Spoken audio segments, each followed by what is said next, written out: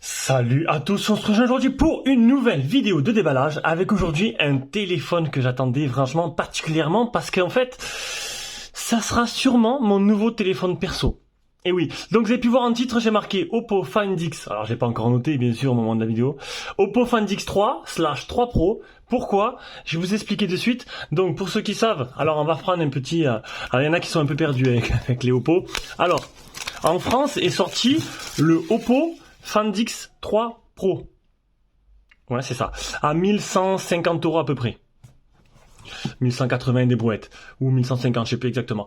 Après, il y a eu le Find X3 Neo, qui est tout simplement le téléphone avec quoi je filme actuellement, qui est en fait la version chinoise du Oppo Reno 5 Pro Plus. C'est compliqué, oui. Et il est sorti aussi le Find X3 Lite, qui est tout simplement le Reno 5 chinois. Voilà, vous avez compris jusqu'à présent, vous suivez.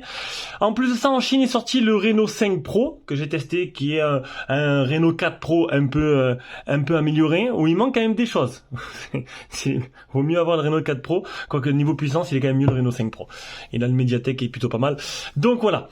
Et maintenant, voilà. J'en veux en venir au Oppo Find X. Alors, en Chine est sorti, en plus du Pro qui est sorti en France, en Chine, une version spéciale Chine qui s'appelle Oppo Find X3, tout simplement. Comme en fait l'année dernière. L'année dernière, il y a eu le Oppo Find X2 qu'on a fait et le X2 Pro. Et moi, j'avais eu le X2 pendant quelques temps, parce qu'il était moins cher. Sauf qu'il y a quand même pas mal de différences entre les deux. Avant, l'année dernière, le X2 X2 Pro était assez différent. Et là, cette année, je parle beaucoup. Mais en fait, voilà. Donc, j'avais le choix entre prendre. Donc, ça vient de Trading Shenzhen, vous aurez compris. Il a été testé avant envoi, bien sûr. Voilà. Tout a été testé manuellement, pour histoire que vous n'ayez pas de surprise à l'arrivée. Donc, on va vous montrer de suite. Ce sera plus simple. Donc là, j'ai le X3 Pro qui fait 847 €. 847, en France, 1180 ou 1150, ça fait une assez grosse différence. Ensuite, tu as le X3 en 8256 qui fait 697, et tu as le X3 en 828 qui fait 837. Voilà. Par rapport au X2 Pro de l'année dernière, où il y avait vraiment beaucoup de différences, la photo, pas que le processeur, la photo et tout. Là, entre ces deux modèles-là, les différences sont assez minimes. Mais vous remarquez quand même qu'on a 210 € d'écart entre un X3 828 et un X3 Pro 12256. Alors oui, bon, il y a la RAM, elle fait qu'à 256 et 12 Go de RAM. Mais bon, 210 € d'écart, c'est vraiment pas mal. Et en fait, moi, j'avais le choix. J'avais le choix de prendre ou le X3 ou le X3 Pro. Et j'ai pris le X3. Mon choix s'est porté vers le rapport qualité-prix. Voilà. Parce qu'en fait, je comptais le garder. Je me suis dit que le X3 était moins cher. Que le X3 Pro, même s'il était très bien, était quand même 210 € de plus. Et vous allez voir que les différences entre les deux sont vraiment minimes. Donc, niveau visuel, c'est le même téléphone. Il y a quoi là-dedans? Il n'y a rien du tout. Alors, niveau visuel, ce sera le même téléphone, même dimension, même poids, même taille, tout pareil. Niveau photo, j'ai pris le modèle blanc et il est magnifique. Niveau photo, ce sera exactement pareil entre le X3 et X3 Pro. Niveau batterie aussi. En fait, on va dire ce qui va changer, parce que c'est les clones en fait. Ce qui va vraiment changer, c'est le processeur. D'un côté, tu as le 888, de l'autre côté, tu as le 870. Alors, ne vous y trompez pas. Le 870, c'est une version améliorée du 865+. Donc, c'est du haut de gamme. Alors oui, le Redmi K40 ou le Poco X3, pour ceux qui connaissent mieux, Poco F3. Le Poco F3 a le 870. Et c'est un processeur qui tourne à 675 000 en tout pour ceux qui aiment les chiffres. Alors que le 888, il a que 40 000 points de plus, il tourne à 710. En tout, version 8, je parle. Pas la nouvelle version. La nouvelle version, en version 9, il monte à 810 000. Mais du coup, je sais pas combien il monte je vais le tester avec lui. Voilà. Je vais tester la nouvelle avec lui. À combien il tourne le 870 en Antutu version 9. Alors déjà, il est magnifique. Alors, on fait le tour du propriétaire. Il est magnifique. En blanc comme ça, j'adore. On peut voir que, ça change en fait. Alors, il y en a, ils vont aimer, il y en a, ils vont pas aimer. En fait, il n'y a pas de démarcation. Ils ont bien une petite jonction entre les deux. Il est fin, il a l'air assez léger. Il est léger d'ailleurs, il a pas l'air. Il n'y a pas de port jack. On aura double anneau SIM, pas d'extension carte SD. Je l'ouvrirai durant le test, mais ça c'est presque sûr. On aura normalement deux haut-parleurs stéréo. Donc me demandez pas, il sera pas à vendre parce qu'à mon avis, c'est vraiment mon nouveau téléphone perso. Et en plus, il est full 4G, full 5G. Alors, que demander de plus? Je crois qu'il manque juste une DB28, je sais pas, bon, c'est pas très important, on va dire. Donc voilà. Donc pour moi, j'étais en fait, même niveau des ventes, je suis sûr que ce X3, vous allez vous demander lequel acheter. X3 Pro, X3, 210 € d'écart, juste un petit gain de puissance, je sais pas. Et après, à niveau chauffe, le 888 chauffe beaucoup, le 870, je me rappelle plus trop au niveau des chauffes. Je sais que 888, c'est vraiment un four, hein. 44 degrés durant mon test de stress, que ce soit sur n'importe quel téléphone qu'il avait. Donc, on a quoi? On a bien un casque Oppo. On a le câble de rechargement type C et on a, j'ai mal mis, et on a le chargeur 65 watts. Mais comme mon Reno 5 Pro Plus, on a une coque qui est plutôt jolie. Je vais le mettre de suite. Voilà, je vais vous dire que là, il est adopté. Je l'ai adopté direct. Alors là, je suis en extase complet. Donc dedans, pas de surprise, ColorOS. Je vais mettre mon Wi-Fi vite fait. Voilà, Wi-Fi installé. Pourquoi j'ai mis le Wi-Fi d'ailleurs? Normalement, il y a le Play Store qui est déjà mis d'origine. Alors ils l'ont pas mis, alors peut-être oublié de mettre, alors je vous montre comment mettre un Play Store facilement. Je l'ai fait sur le Realme GT, donc c'est très simple. Vous allez sur le navigateur d'origine, Google, alors déjà il réagit très bien le téléphone. Donc là ce sera vraiment la même expérience en fait que le Pro, hein, qui est vendu en France. Normalement, ça ne met même pas comme ça normalement. J'ai directement la barre, oh, c'est bizarre. Non, j'ai pas ça d'habitude. C'est bizarre, ah, c'est peut-être cliqué là. Alors j'ai fait une bêtise. Bon voilà, en fait je sais pas ce que j'avais fait. Donc voilà, je suis bien sur google.fr, après tu vas sur APK Pure. Voilà. Tu tapes Google Play, donc je vous montre que ça marche, comme ça moi il n'y aura pas de problème. Donc c'est 100% compatible avec le Play Store, tout qui est nickel. Close.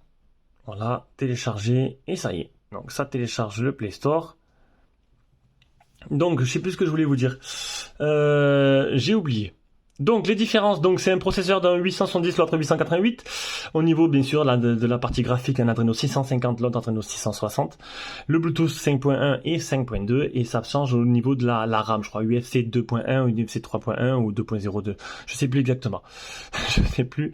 Alors toujours accepté. Je sais plus exactement, mais il y a que 2-3 petits trucs qui changent. Donc maintenant, à vous de voir ce que vous préférez.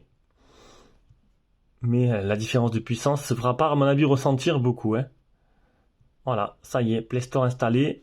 Je vais y mettre le français parce qu'il est bien en français.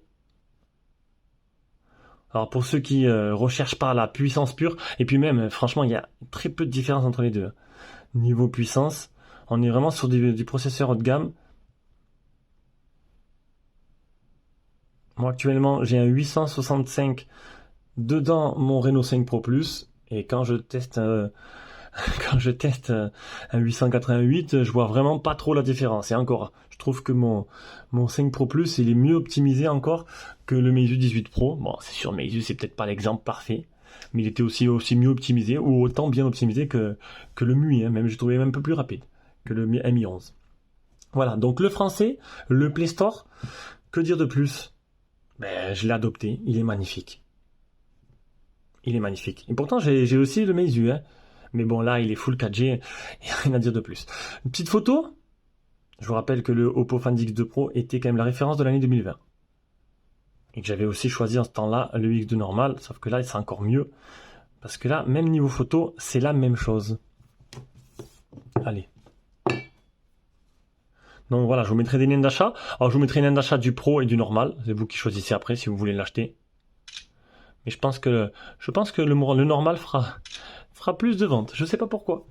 Peut-être une différence de prix ou un design ou un souhait d'avoir un téléphone haut de gamme. Alors oui, le 870 peut être trouvé dans d'autres téléphones moins chers, mais bon, t'as pas la qualité. Faut pas comparer un Redmi ou un Poco à un Oppo, quoi. Surtout un Find.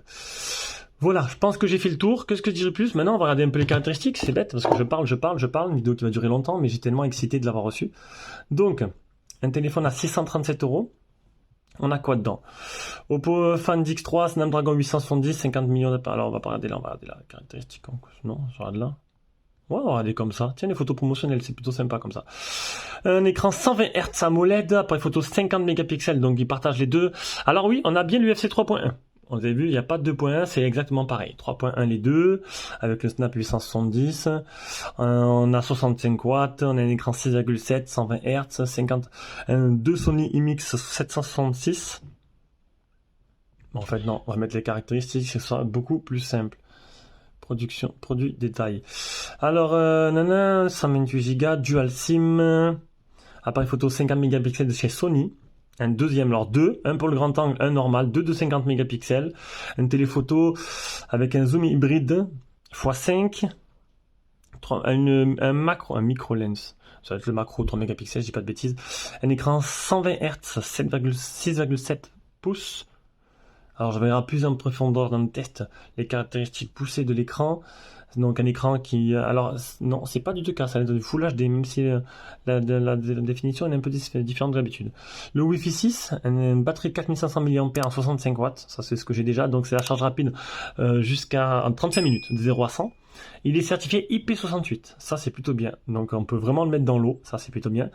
Et au niveau des bandes, il est, alors pas full 4G, on va chipoter, il a la B20 et la B28, mais la B28A. Alors on sait qu'il y a la B28A, mais non la B28B, je sais plus lesquels correspondent à lesquels. Je crois qu'il y en a, c'est 2 opérateurs sur le A, 2 opérateurs sur le B. Vous inquiétez pas, c'est que pour free, hein. B28, vous l'avez pas, c'est pas essentiel, mais moi j'ai pas la B20 et j'ai la 4G+, j'ai même la 5G. Langue, ah bien, anglais, chinois, français, ils l'ont rajouté. 193 grammes, 8,2 mm d'épaisseur pour 163 sur 74. Voilà. Je pense qu'on a fait le tour. Une vidéo plutôt complète, alors que c'était qu'un déballage.